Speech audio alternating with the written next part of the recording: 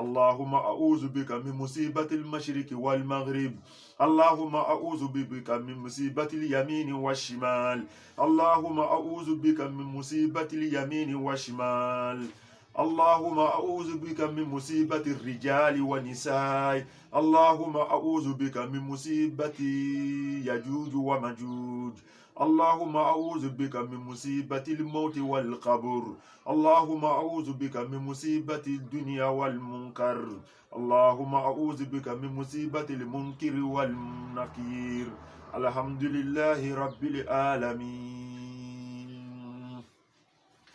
الحمد لله رب العالمين الحمد لله رب العالمين on doit mengrane on krangu damenge on répéter kuya damenge ka kuma kan labo menya uyashia on krani dalati ya lele depuis wati do mais là-bas si là-bas menne on no partager na lule ka doa ka ni nyoye mais doa wulu ni nga krofo encore ejaye doa uduna doa ukanya duna o woni gala a'udhu bika min musibati dunya wal akhirah madelu akaka dunya jawuja ala ngisi dunya mashwama ani kiyama mashwama. Que Dieu nous épargne, que Dieu nous protège contre toutes les tentations du monde et l'au-delà. Les mauvaises choses du monde et l'au-delà. Menge, anogo dunya lo ani en même temps en kiyama. En dunya lo présent, mais le passé en kiyama. Ou bien le futur aussi en kiyama. Présent en kiyama et donnez-les. En bas de l'eau kiyama. Motei ne memba de masaba. Motei ne memba de letrangalo. En bas de bébé trindete.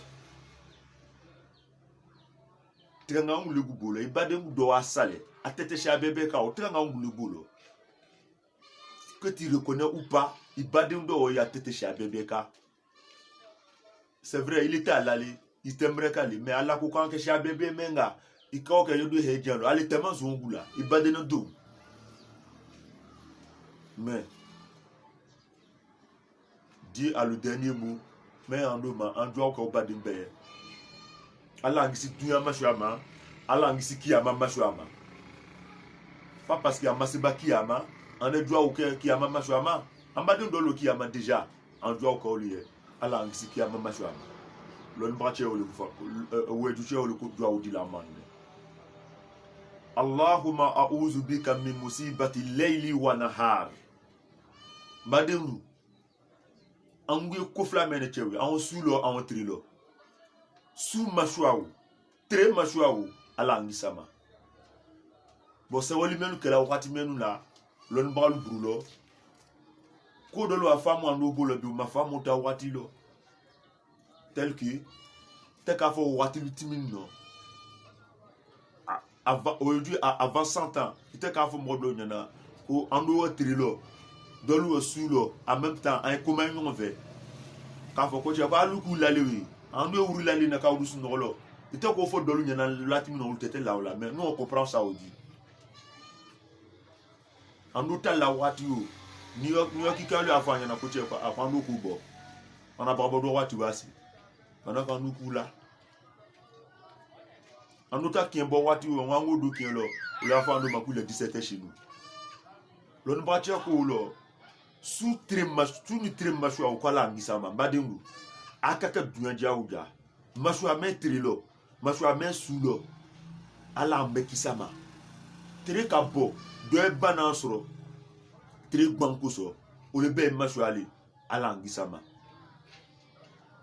pourquoi encore suka ho do e mashwa soro diwi koso mo jugu do le fe o la ta baraka la suloli soma tese sous qui ka boa tesi mo bebelo mais sous le kaho aya mashwala oui sous le kaho aya titibrisi solo sous le kaho aya complot solo ala ngisi sous mashwama ala ngisi sous mashwama ala ngisi tri mashwama wa a'udhu bika min musibatil barri wal bahr wala ngisi belaja mashwama ani ba mashwama ah doit mener et madéou en nous met le bella géographie tabroma du ko bu trania peut-être du trania flale fangi on djeli fangi on du ko boulé je crois que djekajia au du ko ka géographie l'on moral fait l'eau prend 70% de ma free géographie l'on moral ayo quelque chose si je me trompe du ko dje du ko dia menga oya boni du ko gbeka nyatali anogu village ameno dje dia menga ola bonoli et quand c'est basam kata ko djebu faisait mo yayo ko djebu abu basam la abu pigani abu ko duwa buli ko djebu ainsi de suite ni ka dugu kuro bebe fa ngonga dje dia menga oya shani dugu majali lonu ba che ko lo wala ngisi bela dia mashuama ani dugu kuro nga dia mashuama ani djeu ba dia menlo wala ngisi ul mashuama madelu ala ndu maka ali mo fa ndo ko ndo akaka jo ke dje mashuama anu le ta delu fa la dje ka la bebe e madelu alu melu jidala ala ngisi dje mashuama Allah ngisi dje mashuama ambele jidala idoche woyi badi nocho do salana talo ati salala mola ika me ko ina mola li ko kanata jidala awa fo nyana le dole ya gbe trala ay chelu kuno muso deon e deum na katra ala ti sala chela ati daba dangalilo na me vra mo bebe olewi angana ka dangal kuli foni te fama buina ma imuso le wa buima ka to jidala kana danga ide le wa buima ka to jidala kana danga no to ni ka danga atena kitali atena katali do ukae hala misala nga on profite aussi ka afo en normalement do nyana encore wallahi phrase te hediali ambebe gudu okala wanda phrase lu gudu ane mengu ambe gudu okala wanda phrase lu mais ko do dingo de ni ka hela sroya hela mo bel bo ko du voyani ko hela bu alubu dasi wata mutile nya lali ile wa fla sroya bijani ko du voyani he dia do lewi il faut reconnaître ça aussi ambebe ojo okala kwandra ana phrase ana Amérique ana États-Unis nenelo ana mais il faut pas oublier aussi yangu tedia na mandoli de yangu ya dinko na laka hela dima ya adi katra yedi jema normalement non fala kadia boya ya kadia diaye jekana man jekana o doli ya yojo ko tiele le trala jeka tiele tra jeka fatwa le trala jeka si tu n'es pas fou tu seras jeka parce que fou nya siri le cas conséquence même jeta le kinya siri o lo ka ke il faut t'aveugler d'abord quelque trou d'atu o lo se trala jeka. Voilà, notre chef frère a dû ou en bekono katra, mais hakrio kaya oudjou, la France, l'Amérique, l'Occident n'est pas le Dorado. Hela o yanko. Allo même doit décider quoi toto jika, en dessa dangana de foka djua ou le bukaye. Aouzu bika mi musibatil barri wal bahar. Beka on me le beka, dukroka. Circulation yi mambiye ay mambile lo obe duko ta machwali doli ikaka biulo so le si dona ikaka so ko lo nko shanya ko ya sha dukra moto si gbesila mambi si gbesila nyese nese okotalo un mauvais chauffeur un mauvais conducteur aussi peut te taper derrière yefra rebo ko tudo ya mambilo yefra isigini ya shadala moto tigi mokurundo dromi mrabdo bi kana moto tre la ki beski fra o bebe gbelaja ta mashwali li ko kwala ngisi gbelaja mashwama ani jekanya mashwama mademu alo ni ne anga ka dunya jawuja ala ngisi gbelaja mashwama ani je mashwama ando melu tukuka awon vion lowa awon gbeka awon jelo wa awon jidala wa ala ngisi je mashwama ani dugukro mashwama madon lo alo melu jidala an dwa waye franchement dwa ou foka dwa ou le bukaye franchement là adja la nyo wa madja nyo on est obligé de prier pour vous ala bossi ala cha ngoya ala kisi awatra somena ul mashwa wala kisi ul mashwa ma nga androchelu alu melu matraba andromano lu alu melu matraba un tien fo ngonye amai voilà ala ka sha broya yesibeka yibono shali nga jika na o nete encourager la doute na encourager kaja ndiaye ndena encourager kaja ngana ndiaye ndena encourager parce que quand on fait les statiques moi menu en do ani menu en tout djilo do na shia moi menu en tout djilo ani menu en do na shia parce que moi qui ngé menu en do on le la tout fait l'écran fa faut tout là on oublie souvent ce qui reste dans le kunyama nyalo ma halibi dans le wafra on peut pas annoncer les morts. On ne peut pas annoncer leur décès. Les parents sont entourés de nouvelles, de la mauvaise nouvelle. Mais c'est la folie là. Dans le moussolou yabuya, à te quoi la esquisse bon, Aboudoua me quoi tu vois ça. La première personne à aller vers ces épouses là, quand on a fait un coup tu vois ça. À la kako moussolou a dit, elle est à son vie. Donc béochana katia va. Donc problème nous on ne peut pas encourager. Djekandrao, jamais de la vie. En droit de à le même à quoi à le même qu'on a. Assise ça la bébé donné en eau le boulot. Mais, tiens, quand on a fort, on descend encourager là-dedans. Alors, ici, il dit de la joie à ma choix. On nous croit encore à le même à c'est là. On doit au cas et tché. Alors, nous avons alors qu'ici, Dieu ma choix. Que où est du tchao à doit ou l'on y a même. Allahumma a'udhu bika min musibatil bahri wal barri. Ando melu gbeka encore nyesi kwaka. Circulation machwa wala no kisama. Nyese nese motola nese mabila okotalobi. Allah ne David là. Kabo frazi kana Côte d'Ivoire. Brebo kuti katri doualo. Ah et voilà le Côte d'Ivoire chauffeur le Côte se conduit là.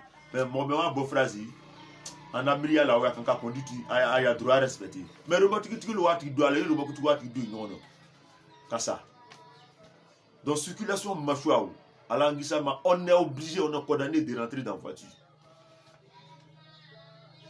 non statique qui cafou il y a encore moi même faire l'accident là moi même faire l'accident là sans l'eau trilo calolo il y a encore qu'on dit que moi même tu l'as dit le ko belaki donc tu vois que non angaka dukro jawu jaka langi si dukro mashwama angaka dukro jawu ja anda no nyodo dukro bushanya ko diale subrayali alangi si subral mashwama alangi si subral mashwama nika statique ke kamro frata lu fe wala bilahi subral ta majabi bo osro la lo yenyu osro la ta lo mais mashwa même dukro kabi acha alibi angaka dunya jaouja ala ngisi dukro mashwaba angaka circulation fongu fono ni ala ngisi madolo akaka dunya jaouja ala ngisi dukro mashwama mashwama no dukro kanali circulation ni kolule braquage ni kolule mashwa shema ole dukro ka ala ngisi bebe mashwama lon batia ko a'udhu billahi min musibati sultani wa salatin kwa la ngisi masalu mashwama masa melu guyanguma kwa le guyan patron li madulu akaka duyan douja alo melu barani la alo melu barakela en matro melu guya ala ngisi mashwama en barakela patron melu gufe en barakela collègue melu gufe baraka dialo nigala afongo fo baraka dialo ala kisi baraka ba dugulu mashwama a baraka nyolu mashwama allo melu edu patron encore ala kisi aya ouvrier lu mashwama menge c'est vice versa patron koko ouvrier lu mani ouvrier lu koko patron lu mani au débat où dunya débalé koko patron bébé koko baraka de lu mani bara de lu koko patron c'est si mani il y a pas la sincérité entre les travailleurs et les ouvriers et le patron et les ouvriers.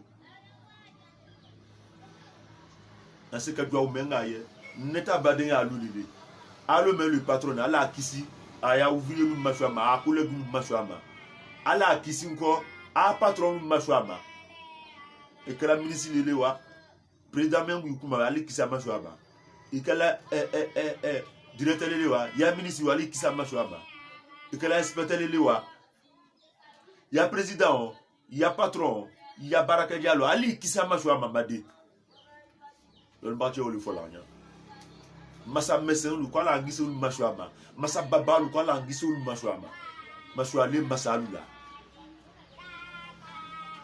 mashwale masalula ala ngisi mashwaba Allahumma a'udhu bika min musibati al-kafirin wal kafirat madewlu ala ngisi kafiru mashwaba kafiru jome la shama yabma kafiru jome la shama yabma ay plamela la shama ya kadufema ala ngisa mashwama o mashwalu asha ka fo kwa ndule no kata debagbeli dana madelu lon bati adwa wulu de akoko la ngisi kafiru mashwama to akanya na uju ka mashwa bala kafiru danula akoko ko auzu bika min musibatil muslimina wal muslimati kwala ngisi nagu shama ngolu mashwa kwala ngisi oma madelu anota shama ya dalilo ni ka sinyo ya dolu kosi l'islam n'a pas été compris encore parce que chama ya gudu na kunye munele ko damade ya le guya nya ni nyonye heje c'est sur la relo ala relo mais damade ante se diala fangu ya dianyone damade ante se diala fanyo respecti damade ante se diala fanyo mboya damade ante se diala fanyo principe lu kosi che ngaka sawi bali nyawnya na americain même ngaka sawi bali nyawnya madenili il est en train de casser un grain là il ne trouve la blague il te se dialanye c'est impossible on est ces sawi là ma ne crée balo ne la foufe mais te se dialanye donc bade ya diaole dina gu na kumle chama ya gu na kumle nous t'avons envoyé pour une miséricorde pour toute l'humanité, pour tout l'univers. Tu l'as pas nalé relé, bonelé pour toute l'humanité là. Anafa pour nous donner. Tu l'as pas nao. Quand on nous zuna, tu l'as pas nao. Quand on nous nya la peke, tu l'as pas nao. Quand on a braka fluma, tu l'as pas nao. Quand on a bra nyoma, tu l'as pas nao. Quand on a kuduke nyona, tu l'as pas nao. Quand on a boya, tu l'as pas nao pour la justice. Égalité entre le pauvre et le riche, entre le plus dominé et celui qui a force, le roi. Entre l'égalité entre le premier de la classe et le dernier de la classe. Parce qu'on est dans la même classe, on est dans la même école.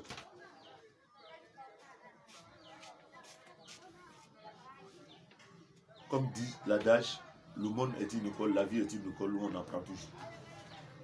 Un classique qui est là, un tangué, je l'ai pas dans le cours. Donc, nanga tu l'as pas un message pratique. Du un lavia. Du un lavia. Donc, l'on partit à Kolo. Voilà un gisi chama tchelu mashwama, ala un gisi chama musul mashwama. Ambali kuyena, un an aussi nous ala, un an nous allait. Biagu. Il y a quand on est chrétien, ta courtoisie est à nous chama, on bébé ta courtoisie.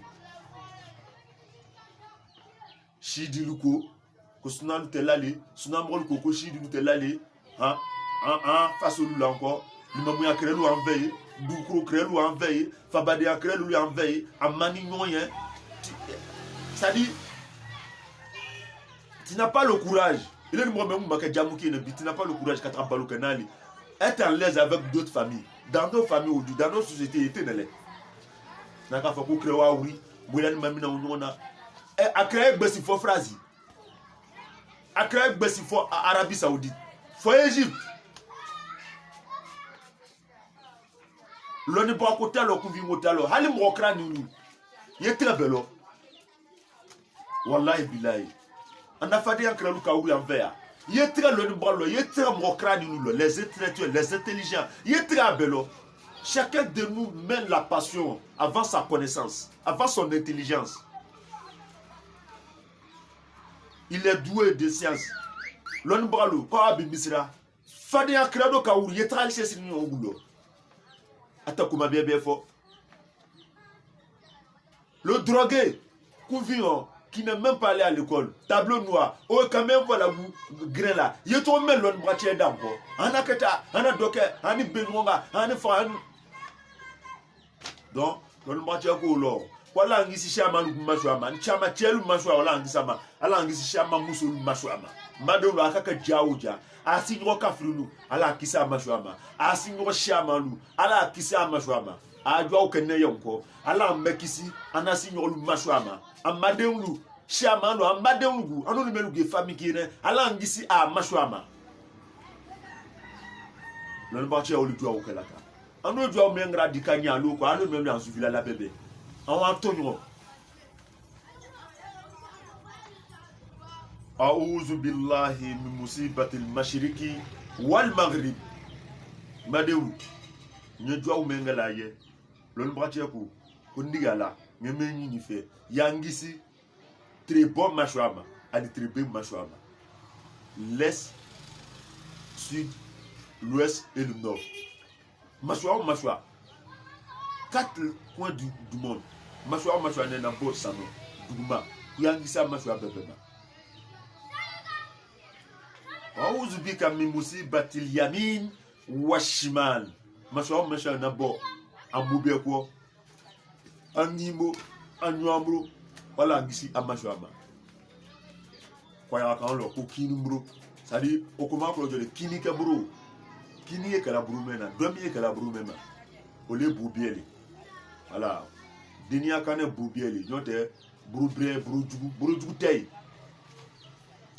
tey domiye kala bro mena ole mene mo kamera wa kala nyal odu gauche li mene neta gauche li maintenant droite yi ma caméra ouais arabe c'est la nyako voilà domier que la brumena bruli mene et frère mo koya kan lo ko kimo kro do menali kinika bro voilà mene fo ma ko nuamro kro menali nyoni ka bro ka fon nyoni ka boy dégager quelque chose et ka tracha ko matradialo ye fon nyoni la leda do ko ma ja chela leda cheli ka bro o yikila ko nuamro mashwa me bola kimo mashwa me bola nuamro madolo akaka jaoja alosigila ngama o amalosiga ngama o madolo akaka dunya jaoja ala ngisi mashwa bebema mashwa me bola mbube ko me bola negbego ala ngisi mashwa bebema me bola sano ala ngisa ma me bola duguma ala ngisa ma wa'udhu bika min musibati rijali wa nisa'i madolu awan wobi o dama dolu wobi ko mo ala ngisi mo mashwama mo jugulu mashwama chelu mashwa wala ngisama musulu mashwa wala ngisama a ajo me la na bebele chelu mashwa ala ngisama musulu mashwa ala ngisama madolu chelu ko musulu te mo bebele musulu ko chelu te mo bebele jo me la na ali le mo bebe chelu mashwa ali kisama madima muso madima nje musolu mashwa ali kisama mengele ka bena bebe ma il a fa ko muso be kan il ka bena bebe ma ko il a fa ko chebe kan ala le do anda a bebe le buyano dama dewo tellement dama dewo ala dama de la daka dama de dafa dama de muta joko ya me dama de dafa doleli akuma men la c'est un peu philosophe voilà philosophie komalo dama de nguta joko ya o ça dit ala wa dama de nguda ala ko la ka de khalakina linsana fi ahsani takwim ko dama de nguta ko physique menne ko le tiani créature bebele ala bro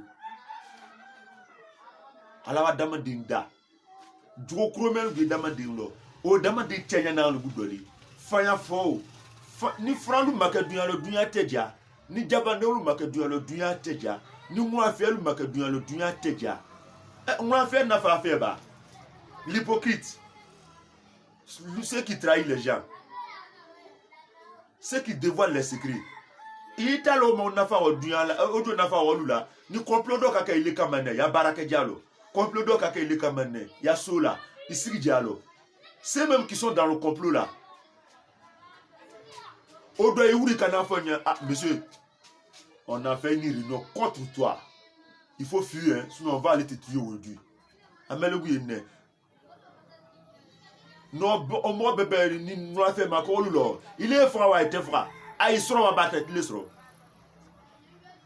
Donc, à la fois, du coup, d'amnali, quand on a demandé de d'afaoula.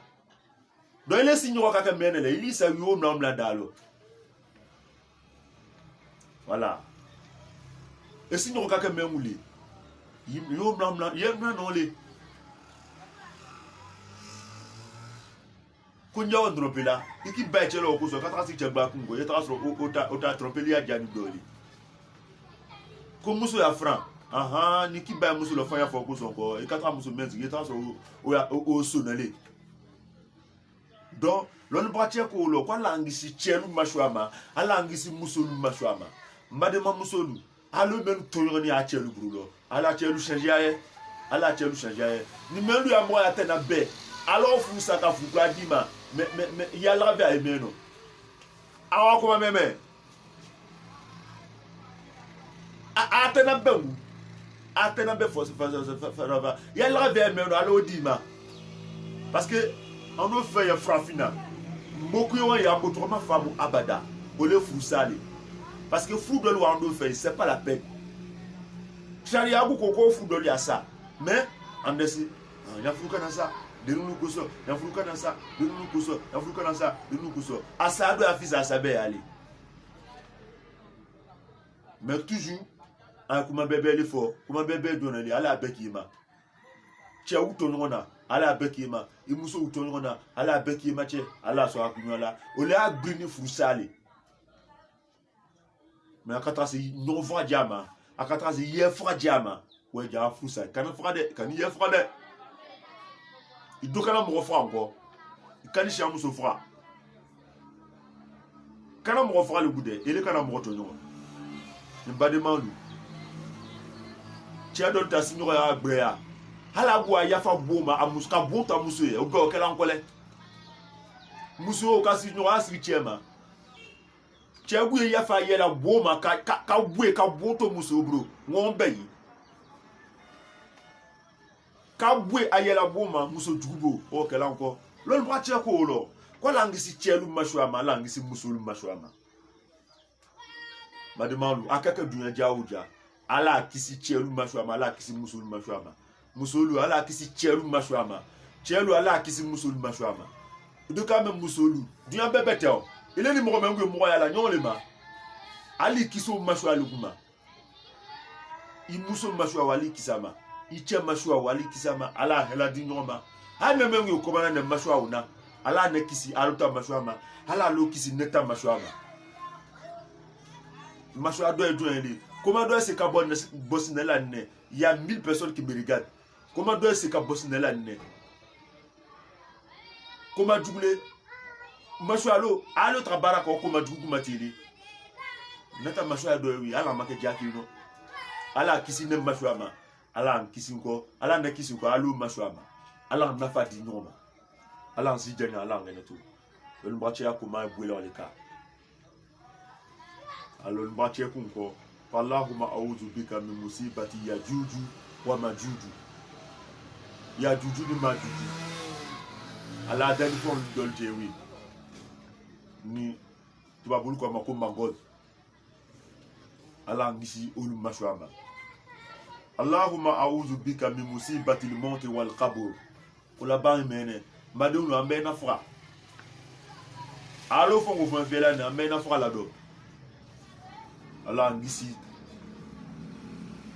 saya mashwama ala ngisi kabulu mashwama Allahumma a'udhu bika min musibati al-munkari wan nakir Mbreka melu ina nyinya kabrulo ala ngi sulta mashwama alo luka nyama bale an kabrulo lalo lolu bacha ko ban bwelo leka nigala ali jawu ka jawi amma ko masa wallahu ala kana ka jawi amma ko masa wallahu ala kana jawla ba mene Allahumma ya kafi akifina nawaiba dunya wa maswaiba dahri wa zulli al-faqr ya gani wa ginna bigina ka man siwaka ni ala ya ngisi fana ya lebuma fana ya lebu ala ngisama ala ngisi desema akaka dunya jawja alan ziye ko alan zandi mayako alan ziye ko alan zandi mayako alakana lebu andi mayaye alakana lebu ayam moluye alakana lebu buna kiyema anchi abarka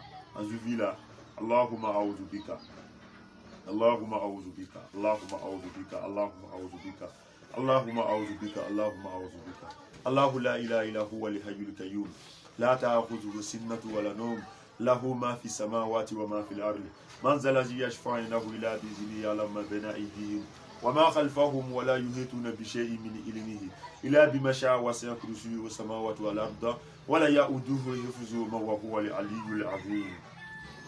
الفاتحة.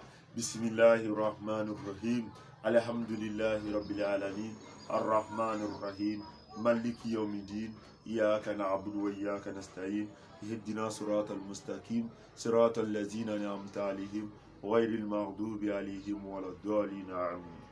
ربنا تقبل منا الله زجنا الله نتو الله خرجنا داما الله لبو سترا الله خرجنا داما الله زجنا الله نتو Allah nafuru kharaje no dama Allah zijanya Allah ngatu Allah nafuru kharaje no dama Allah lon nafa man dama Allah ngatu madum Allah ngatu ne jwaw mengala ni ale bisuma da mena uli na nga foka du mo mola aya fama ala kuso chila kuso a andu sama jwaw la ko alu gu andu sama jwaw la sallallahu muhammadi.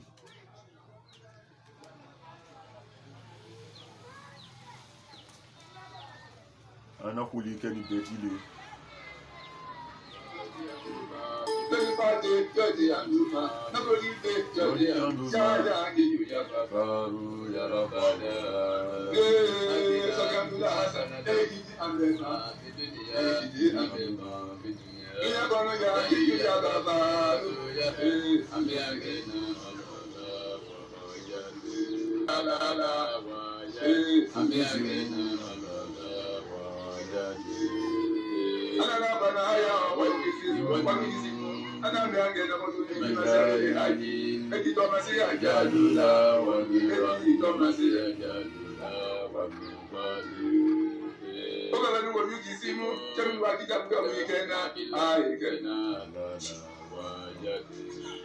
Ana wati wa yikisimu ayike na bono ni bimasi adide agi edi tomasi ajalula wa mi edi tomasi ajalula wa mi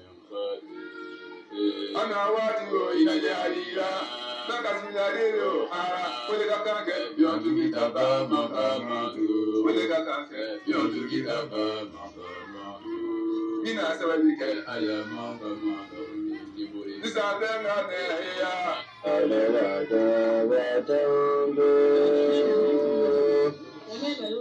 Washikati Shata'ata Yakisiru Mana Akhata Bedata Matibu Anta Predahabe Ini Umuru Wadambe Vandali Waja Wadambe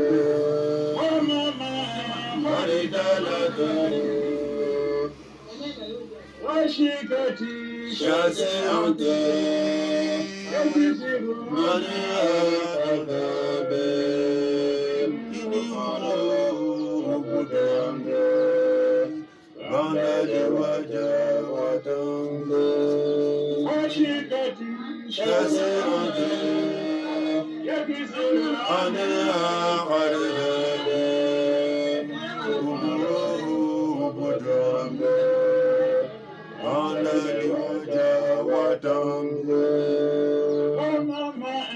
Haridalata Matibuanda Fezabe Ini Umuru Fukudambe Andali Waja Watambe Haridalata Matibuanda Fezabe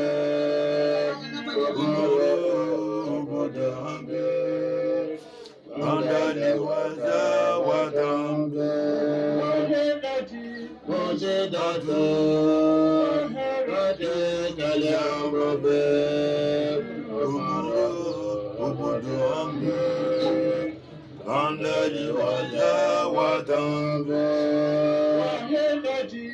موجدة وخرجت العباب إني أمور أبدان عندي وزا ودان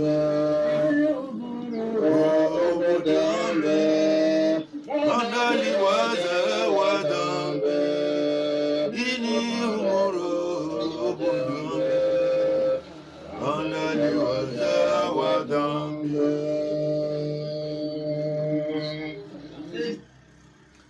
Alhamdulillahi Rabbil Alamin. Alhamdulillahi Rabbil Alamin.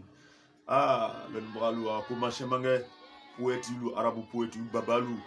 Kuma shemange alibi alanzi janya alangana tu alangwe anda direct mengala na le biso madame mena. Tien mema wole mene nanga foka do mo la aya fama alanzi janya alangana tu. Akaka puson no aya poliwaye. Ala besutrata makeja ala ngisi anyima dugul mashwama ala ngisi ay mashwa melo ala ngisama de melo ala ngisama la bebe teke kwa ala wedi ala sutrali ko bebe sutrali kono ko bebe tangal kono ko bebe sijan kene yali kono voilà on te ka we busro imalavia ma wesro ka we busro adonya tinyana aka mashwa gweli ala mekenetu ala nzijanya. Assalamu alaikum wa rahmatullahi ta'ala wa barakatuh.